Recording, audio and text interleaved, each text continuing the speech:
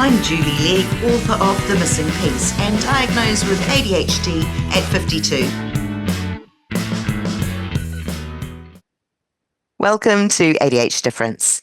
In this episode, I chat with Kelly Keating. She's a neurodivergent therapist for neurodivergent clients, specialising in ADHD, OCD and autism. Not just singularly, she also works with double and triple diagnoses. Welcome so much, Kelly, to ADHD Difference. Hello, thank you so much for having me. All the way from Barcelona. That's right. Hola. Hola, indeed. Well, I've introduced you. Wow, we've got a lot to cover. I was wondering if we could start off a bit about your own ADHD journey. Yes, funnily enough, I was diagnosed when I was getting trained to be able to treat ADHD. Yes, so I was completing a 40-hour training in executive skills support for ADHD right after I had helped a loved one get evaluated. We were really confused about what was going on with them. Why it was so hard to maintain a job, maintain education. I started to learn more about ADHD. And then I thought, wow, this is so interesting. I would love to learn more and maybe help other adults with ADHD. And I'm imagining perhaps you've had some other like therapists or clinical specialist guests who sort of in the work, you can see the profile and then it starts to feel way too familiar. So I noticed that these inattentive ADHD symptoms, like issues in school, issues with relationships, it just started to sound like me. So looking back, some of the obvious signs were there. I really struggled in high school. I struggled in university. I didn't get into my preferred university on the first try.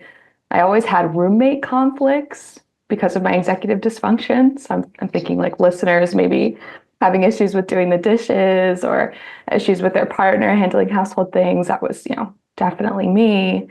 I was checked out in my classes, checked out at work, teaching myself, my course material later. So when it came time to get evaluated, it was almost like my evaluator sort of said, wow, I can't believe y'all missed this. The ADHD is really present. You clearly have an attentive type. So yeah, that was in 2020. And Wow. now I've And been working with adults. Yeah. that's brilliant. And I guess since you had been working with ADHD and you had a bit of a background in it already, did it come as any surprise when you got your diagnosis?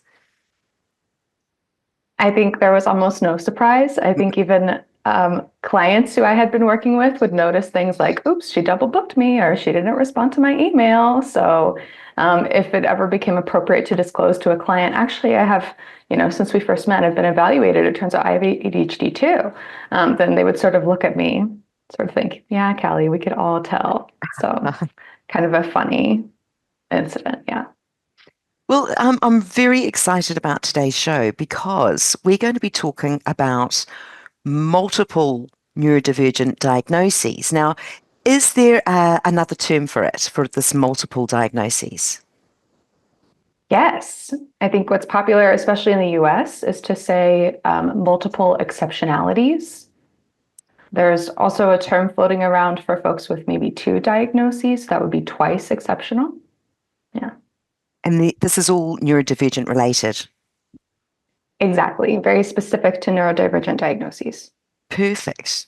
Perfect. Well, I'm so excited, as I said, because we're going to be talking about OCD, ADHD, and autism together. Now, my understanding is that it's actually quite common for someone with ADHD to have an additional add-on. So it's no surprise, but I don't know much about OCD. So I'd love to hear from you. You're an OCD specialist. Can you talk to me about OCD and then what you refer to as pure OCD? Definitely. So OCD is an anxiety disorder, and it's rooted in the need for cortisol and dopamine regulation. I've seen y'all chat a bit about dopamine in previous episodes. Um, OCD operates via intrusive thoughts and compulsions.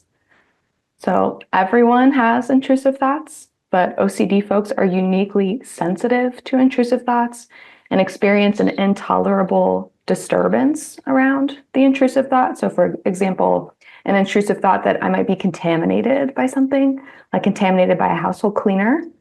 Perhaps somebody without OCD might notice, like, oh, household cleaner, well, let me quickly wash my hands, and then that contamination worry goes away.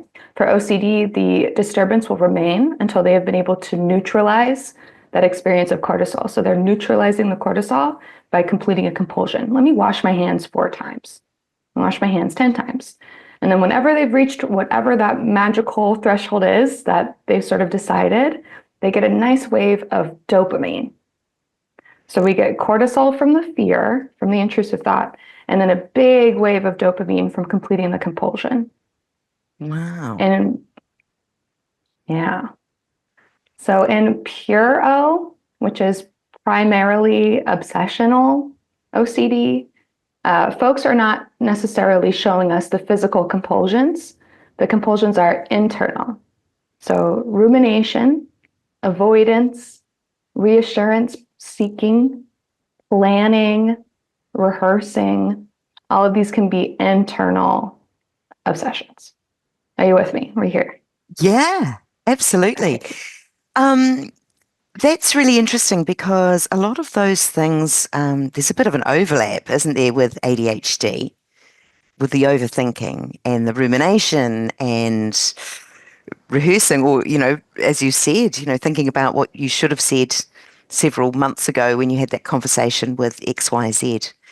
So you can have OCD without ADHD, and you can have them both together. Very interesting. Tell me about some pure O issues that people may have around, like relationships, for example. Mm-hmm. Yeah, you may have come across relationship OCD. That might have crossed your desk. And folks might experience an intrusive thought regarding their partner. Sort of typically, the intrusive thoughts that I see around relationship OCD have to do with the core fear of being unhappy. So a frequent thought might be, what if I'm not as fulfilled by this partner as I could be with someone else? It could be a triggering event might occur, like a conflict. And after the conflict, our relationship OCD person might be thinking, really don't like the way that was handled. Let me just review to make sure that it was handled poorly or that it was handled perhaps appropriately. Let me start to make my pro and cons list. Maybe I should visualize exactly how I would extricate myself from this relationship. And someone is spending hours inside their own mind evaluating if this relationship is the thing that they want to do or not. And more often than not, that person is staying in the relationship. So the way that I often conceptualize OCD is I sort of anthropomorphize it. So it's like OCD is this bad guy in your head that knows how to exploit you on the things that you value. So if you value your partner or if you value relationships in general, then intrusive thoughts around this relationship are going to be especially disturbing. Massive amounts of cortisol are being generated when you think, what if I break up with my partner? And then you can spend hours on that what if, doing your rehearsing, picking things apart, looking at exact words, and you've lost all this time getting dopamine from each little mental ritual, right? So in a way, it's supposed to be helping you. You're considering scenarios that are not real, but it's supposed to be helping you regulate your nervous system through brain chemicals, right? So with OCD treatment, I'm helping people get away from that system of regulation and regulate in different ways. How do you regulate in different ways? Exactly, right? So we use recovery language, like recovery from substance abuse. We use that language to describe OCD because using a substance, for example, a stimulant like nicotine, cigarettes, that's a dopamine loop. We experience cortisol. We really want that cigarette. We're starting to feel stressed without that source of regulation. And then we smoke the cigarette. We feel regulated. Nice hit of dopamine. Stimulant, just like an ADHD medication, is helping you maintain and produce dopamine, right? So it feels pretty good. But for OCD, we're helping folks basically learn how to live life based on values, looking at long-term reward instead of living life in these little minutes of doing rituals and getting short-term reward. So it's a lot like quitting smoking. Wow. Wow. A lot of work to be done there. Well, can you imagine having ADHD, having a dopamine disorder, and then your therapist is saying, I'm sorry, you're not allowed to do your dopamine activities anymore? It's really hard. Very, very tricky. What other Yeah. common traits might overlap between ADHD and OCD? Yes. So many people actually come into my office thinking they have ADHD, but it can turn out to be OCD, or there's sort of a hidden OCD along with the ADHD. So I've had clients come in saying, I can't do my schoolwork. So that seems pretty straightforward. I talked earlier, most of my issues with ADHD were around school. And okay, what's going on? Oh, I'm procrastinating. I'm avoiding. Great, let's do procrastination skills. But then it turns out that why they're not doing their schoolwork is because they're daydreaming. And I think perhaps, at first pass, you think, oh, daydreaming, not paying attention, you're not focusing. But when I helped this client dig in, we found out they were doing mental compulsions. They were replaying conversations, replaying what the professor said, replaying how the student next to them looked at them when they sat down, thinking, I really don't want to go to class because people will notice me. What if I go to class and I cough? Everyone will look at me. If I do this work wrong, my professor will think something about me. And there's a ton of anxiety that was informing that procrastination. And she was avoiding so that she didn't have to do her mental rituals because she knows if I go to class, I turn in my work, my rituals are triggered, and then I lose hours daydreaming and I can't do the rest of my work. Wow. So it was quite sneaky. And it was really helpful to start to parse out the executive functioning that's due to avoidance, due to fear, versus the executive functioning issues that are due to, literally disability. Because when you think about daydreamy, often that's bounced around a lot with ADHD, daydreamy. But really, until you get inside their heads and unpack it, as you've done, to find that a client, it may have been classed as daydreamy, but it was way more than that. That's, yeah, very, very interesting indeed. Something else that can be sneaky ADHD, OCD, we're not entirely sure, are coping skills around memory. So a common OCD compulsion you may have heard about can be checking the locks, checking the stove, checking that the pet is where they're supposed to be instead of, for example, in the dryer, right? But many ADHDers with OCD might see this checking as, well, I'm going to forget.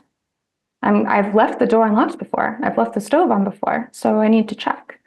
So what I find is when we're checking to the point of, for example, taking photos of the stove is off or taking photos that the garage door is closed, then we're sort of entering into that OCD territory of I need to do a certain series of behaviors to get that dopamine relief, and then I can move on. So what I'm helping folks do is notice, have you developed OCD compulsions that are actually your primary format for managing your ADHD? And if that's the case, then I want to help them get into OCD recovery, let go of all the ways that OCD might actually be helping them. That's helping them not leave the door unlocked, right? And then we are transitioning over into common sense, gentle self-management for ADHD. So we're coming up with systems that will work most of the time, that don't require rigid adherence to help them essentially make sure that the door is locked, right? So I love to work with the multiple exceptionalities because sometimes OCD is the problem and the solution. So folks can feel really hesitant about letting that go. But if we can embrace a new solution that feels much more relaxed, much more intuitive, then you can spend far less time doing your systems to make sure your home is safe and spend more time on things that you value. How do you know what's ADHD and what's OCD? And I know you've said it's the excessive amount, for example, taking photos that you've turned the oven off. Is there a bit of a slippery line as to which is which? Definitely. So I will often ask folks a few assessment questions, and depending on the answer, we know it's OCD. So, for example, I'll say, what if I told you that you weren't allowed to do that? I'm the big mean therapist who you paid to tell you not to do things. So I'm telling you, you're not allowed to check the lock more than once. How would that be? And if they say, oh no, that would be horrible. I'm already feeling anxious and this is just a hypothetical question. Then we're starting to see, okay, look at that. That's a way to trigger your cortisol so that you'll go after the dopamine and make yourself feel much better, regulate your nervous system by practicing OCD. If it's something along the lines of, what if I told you you weren't allowed to check the lock? And I go, well, honestly, I'm not sure if I would have remembered to check the lock. I only check every other time. Or I'll say, well, I guess that would be okay. My partner is home for part of the day. So if there's any uncertainty about the door being unlocked, I think I could handle that. Then we're looking more at ADHD, simply memory issues, trying to do the best practice. Versus OCD, the key thing here is OCD does not tolerate uncertainty. So the point of the compulsion is to eliminate uncertainty that the door might not be locked. We could also eliminate the uncertainty that someone is mad at you. Eliminate the uncertainty that your deadline for the paper is Friday versus Saturday, right? So if it's ADHD, we're seeing more, I'm just trying to constantly chase the best practice to manage my life, and I get it sometimes, but I don't get it all the time. And OCD is very rigid. If you took away my ability to become certain, I would be very upset. Does that feel pretty clear? No, that's great. Excellent. Thank you. So that's ADHD and OCD. We've also got autism thrown in there as well. And I know that autism and ADHD, some of those common traits almost are the opposite in many respects. And then you've got OCD thrown in there as well. What does it feel like for some of your clients to have all three? So this is actually a big part of my client population, and it is a delight to work with these folks. But typically what I'm noticing and what they're telling me is autism often stands out the most. That might have been the first diagnosis if they have multiple exceptionalities, typically diagnosed as a young person or perhaps a young adult. And what we're seeing in this presentation is it's social issues, peer issues, communication differences, special interests. This is standing out to teachers, parents, providers, folks who might assist this person in getting their diagnosis, right? But then what's underneath that, what might not be as obvious, is issues with schoolwork, right? Focus, impulse control, procrastination. If this kiddo in the classroom is already sort of prefers their own company or prefers to be focusing on their special interest instead of their schoolwork, a teacher might miss the ADHD element there and just sort of be seeing this louder presentation of autism.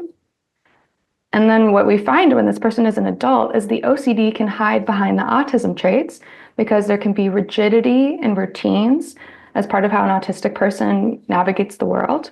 And this can mask the rigid compulsions in OCD. How would you typically deal with a client if they came in for help? Right. Well, I love to help folks with this profile because I find there's a lot of detective work to do. And often OCD is the root issue bringing people to therapy, even if they haven't determined that yet.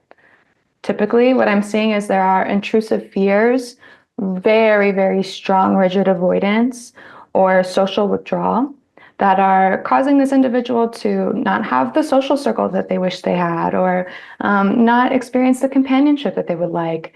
Maybe they're not completing education, or they're not pushing themselves professionally in a way that they would prefer. They're encountering this strong sort of internal, no, I can't do that. No, I can't date. No, I can't make friends. And then when we sort of find out what's underneath that no can be a massive amount of fear. And the avoidance can sort of be part of the compulsion. I learned a long time ago that if I try to date, then I will spiral on that. I will, I will inappropriately reach out to that person quite a bit to seek reassurance, or I will inappropriately not show enough attention. I will think about it way too much, so I avoid dating. And then we discover that they're avoiding dating to not trigger their relationship OCD. So when folks come in, they're often telling me, I have multiple exceptionalities. I have no idea how to be an adult. I feel so lost and lonely. And then if we can treat the OCD, then after that, we're just learning how to live well with ADHD and autism. So something I was hoping to mention today is that for me, ADHD and autism aren't problems to solve, but OCD is. So OCD is an anxiety disorder, and certain medications can assist with OCD. The type of treatment that I'm trained in heavily assists with OCD with excellent rates of recovery. So somebody can enter treatment for OCD, leave treatment completely in OCD recovery, which often looks like occasional intrusive thoughts that have very low levels of disturbance. And if the individual is thinking, oh, it would be really nice to do my compulsion right now to handle that disturbance, they know exactly what to do to handle that impulse, and they go along their merry way, right? So after OCD treatment, somebody can essentially no longer have OCD. The need to avoid, the fear, the need to do compulsion is gone. They have all the skills they need so that if those impulses come up, they don't have to act on the impulse.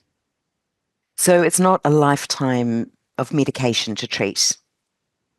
No, many people, especially with severe cases, medication can be a great option. But actually, the technique that I use, exposure response prevention, or ERP, some of the ERP purists are anti-medication, which is kind of a controversial take.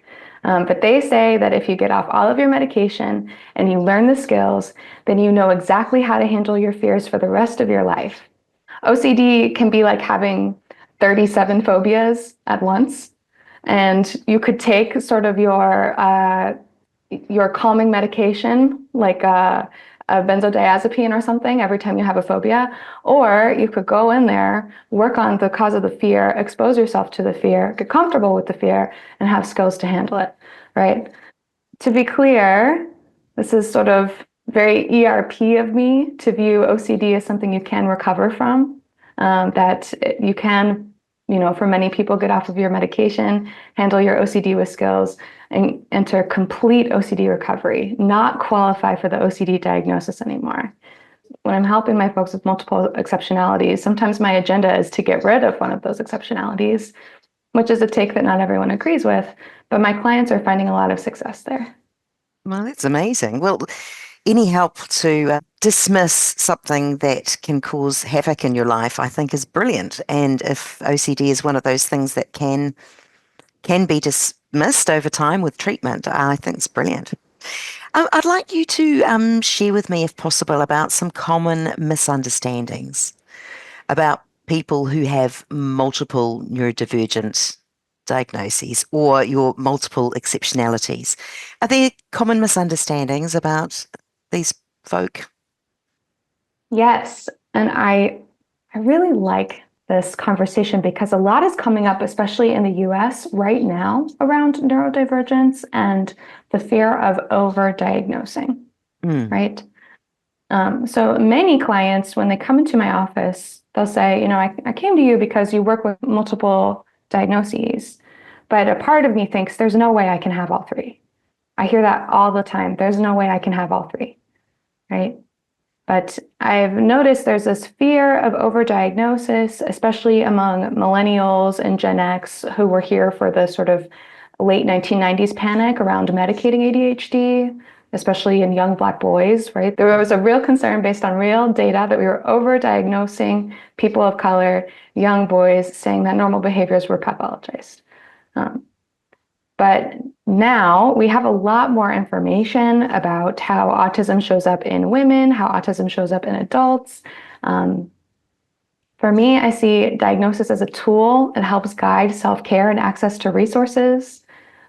Avoiding the label can keep people from connecting with the communities and insights that could really help them. So I don't have a lot of fear around overdiagnosis. I often help my clients with, well, what if we experiment with maybe you do have all three? What might be scary about you having all three? What might help you about having all three? How important is it to you to be able to fully understand and commit to I have all three or I don't? Perhaps we can use this as a guide to see if we can help you feel better. And Usually that experimentation lens can sort of help folks who might want to dive into the philosophy, the fear, the maybe I should get evaluated again, maybe I should talk to another specialist. And my folks are so welcome to do that. But sometimes that can be an avoidant behavior in itself. As I've already sort of gotten my diagnoses, I've already started my treatment plan, but I fear that there's no way anyone could be this strange. So let me go dig around in the intellectualizing and the diagnostic tools over here instead of digging into the problems that I'm hoping to solve. I'd love you to talk to me about the term or the phrase internalized ableism and how that might show up in someone's daily life. Definitely. So I'm usually looking for a phrase along the lines of, I should be able to do this easily, right? That seems to be part of the self-talk for many of my clients, that they're comparing their ability level to that of their peers, someone in their family, and they're thinking, I should be able to handle this on my own. And why can't I? Right? So I'm finding that internalized ableism can be very sneaky. It sort of looks like negative self-talk. Perhaps underneath the negative self-talk is a wish. I wish that I didn't have to push myself so hard. I wish things came naturally to me. I wish I could spend time on the things I enjoy instead of struggling to complete things that I don't enjoy. But there can also be a fear. I'm worried. I'm worried I will never be able to XYZ. So what I'm helping folks with quite a bit is, what if we do some acceptance around common sense, obvious limits? If it is really hard for you to go to like 3 social events in a day, and you're thinking to yourself, I should be able to, I see my peers handling 3 social events in a day, there's no reason why I should be having a meltdown in my closet right now, which many of my people have done, right? But if we can accept that that might be a bit too much stimulation for you, that might be a bit too much pressure for you, what if we looked at some common sense boundaries where you can still spend time on things that you enjoy, prioritize your values, then have a lot of time to recover? So for my people who are multiply exceptional, sometimes a common sense boundary is to have limits on the amount of activities they do in a day, not just social, but perhaps like I go to work, I go to school, one activity, and then I do something extracurricular. Perhaps extracurricular is cleaning my whole apartment. Perhaps extracurricular is playing with my dog outside for an hour. Perhaps it's calling my mom, right? But it's sort of 2 activities a day. And somebody who's multiply exceptional might think, 2 activities, that is so limiting. How am I supposed to? How can I complete my, sort of these worries? But I'm helping folks with prioritizing. If we can prioritize what's really important to you, you will feel effective in completing what's important to you. We have to let go of what's not important, what's not necessary, what you might be pushing yourself to do past your own limits. And then when you're only focusing on what's important to you, honestly, my folks will feel less disabled, quote unquote. They feel I'm effective at what matters to me. And when something crosses my path that's too challenging that I need help and accommodation with, then I know how to ask for that because I know what it feels like when it's too challenging. Sort of taking away the self-attack of, I should be able to do this easily, self-attack, why am I so bad at this, XYZ, and putting it more into, I can see the system's issues. The system has not been set up to support me, and I know what to do. You are in Barcelona at the moment, but actually you are from Texas. So there's been some That's right. traveling here. Would you like to share your story with that regard? Certainly. Yeah, we spoke a bit off mic about burnout with moving to a new country. Yes. So, yes, a little over a year ago, I moved from the US to Barcelona, Spain. And, in my arrogance of being a licensed professional, I thought, I know exactly how to help myself. I'll not let internalized ableism get me. I will be watching for appropriate limits. And, this move should be easy, which was a massive overestimate of what my nervous system can handle. But I noticed that it took me about 8 months to really adjust and recover from sort of the burnout that came with adjusting. And I was able to identify that my skills had gone out the window. They were deprioritized underneath the disruption of new routines, mastering a language. I already spoke quite a bit of Spanish, but it is different trying to achieve fluency and get around and handle emergencies.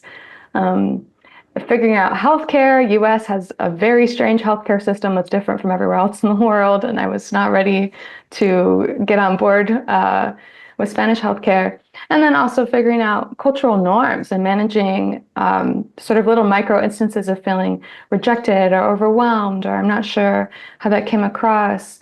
It was quite emotional. So I noticed that my skills that I work on with my clients, I was having trouble prioritizing those. So a skill I thought I would bring to kind of describe my experience is ABC Please from Dialectical Behavioral Therapy. And this acronym stands for Accumulate Positive Experiences, Build Mastery, and Cope Ahead. So that's the ABC. So to be able to try to have a nice time, have many experiences that bring you dopamine, work on building mastery in a skill, and then know yourself so well that if a trigger might be coming down the pipeline, you can think to yourself, here's how I'm going to handle it. Here's what skills I will use. Here's who will support me. But when I was experiencing surprises and changes every day, I was having a hard time accumulating those positive experiences, working on building mastery towards something, or being able to take care of myself ahead of time. And then the very basic skills of the please, treat physical illness, which I think is so funny to shove that into an acronym, to have balanced eating, avoid mood-altering substances, balanced sleep, and exercise. I struggled quite a bit with the healthcare system. In the US, I had established a relationship with a psychiatrist, and I had automatic appointments on the calendar. She would say, okay, should we meet in 30 days? I'd say, sure, be on the calendar. They'd send me a text 2 days in advance. They'd call me 24 hours in advance to make sure I show up to the appointment.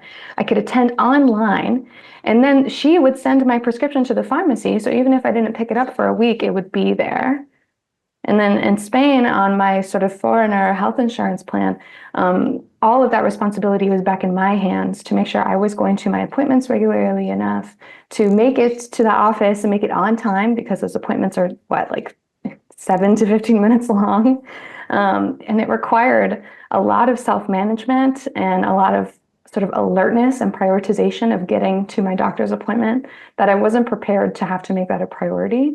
So for the first 3 or 4 months, my medication was incredibly inconsistent, and I really felt that. I was having a hard time sort of like meal prepping, taking great care of my dog, prioritizing like exercise. It had been a while since I had been unmedicated, and I didn't realize how much of a huge help that is to me.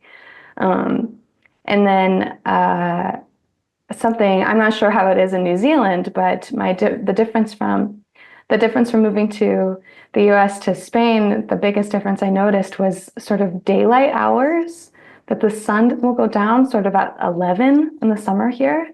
So I have a lot of daylight, which is really nice for my overall mood, but not great for my overall sleep. And my sleep schedule was really strange.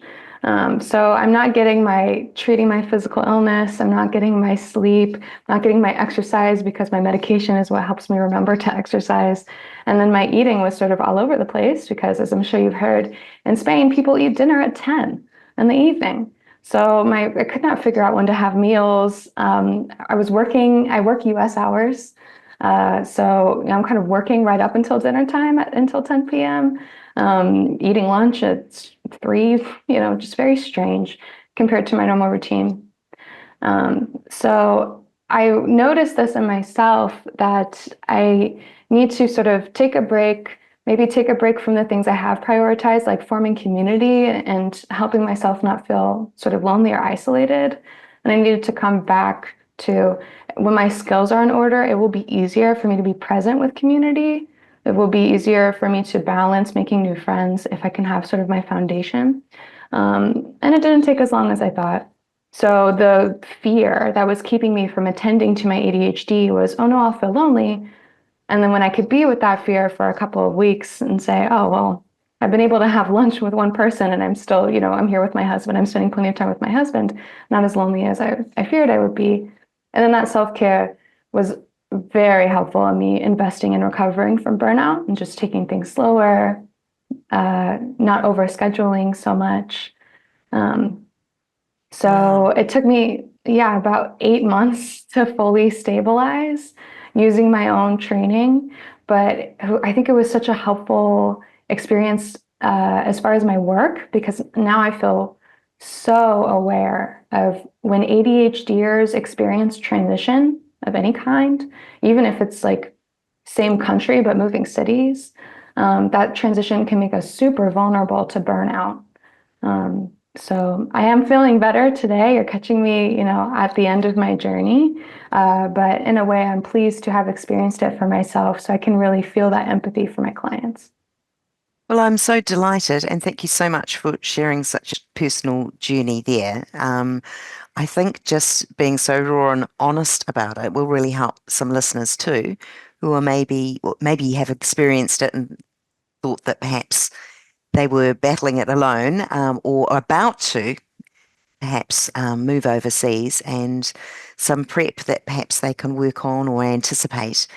Question two, Kelly, with regards to medication in New Zealand, if you move from overseas to New Zealand, the diagnosis means nothing and you have to be reassessed in order to access medication. Is it the same for you with your US to Spain transition?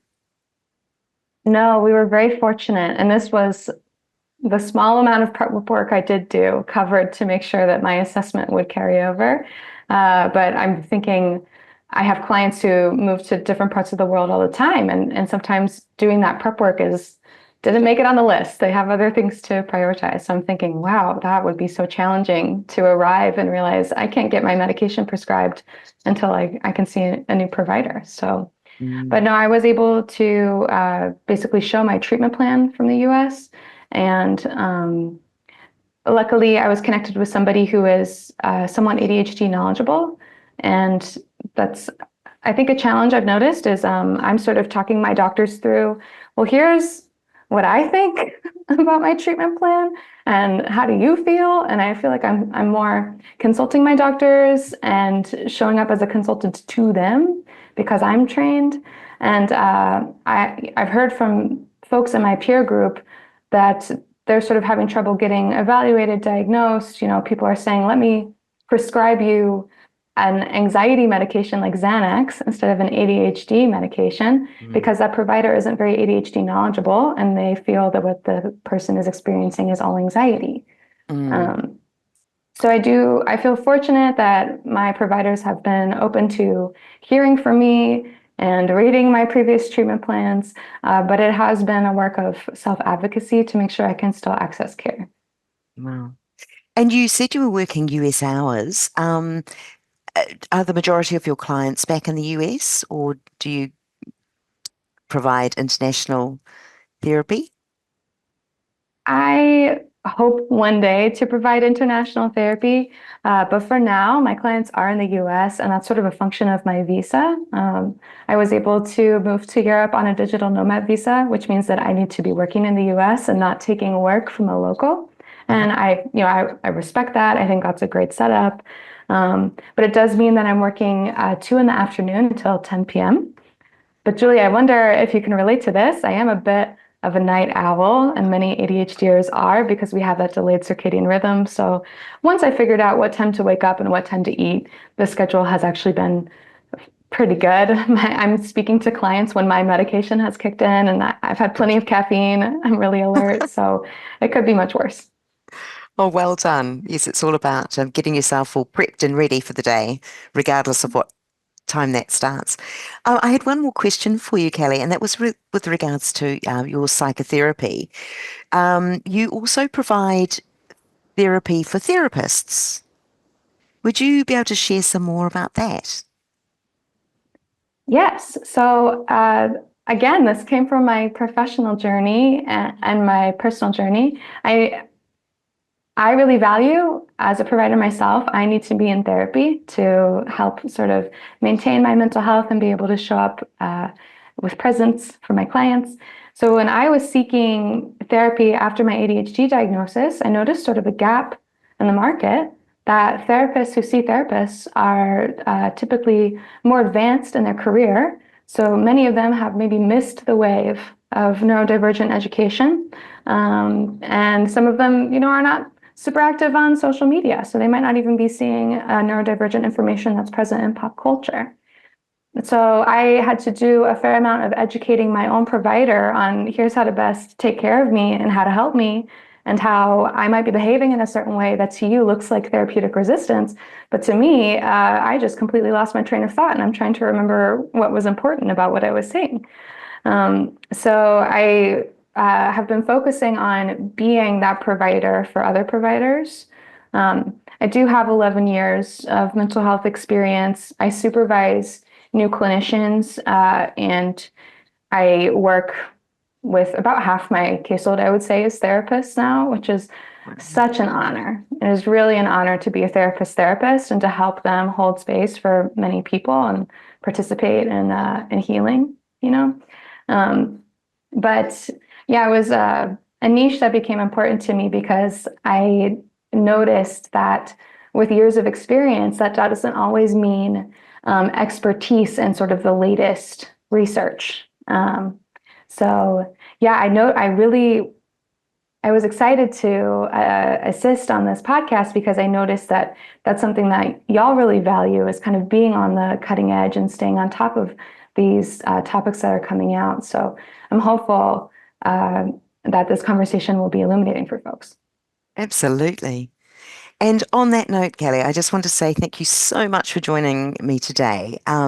Really learnt a lot, very interesting about our multiple exceptionalities and OCD and Pure O, and goodness me, you've been really upfront and honest about your journey, and thank you so much. I really appreciate that, and I certainly know that our listeners will too. I will have your website link in the show notes for people to see more of you and to check you out. Thank you so much. It's been great. Thank you for your time.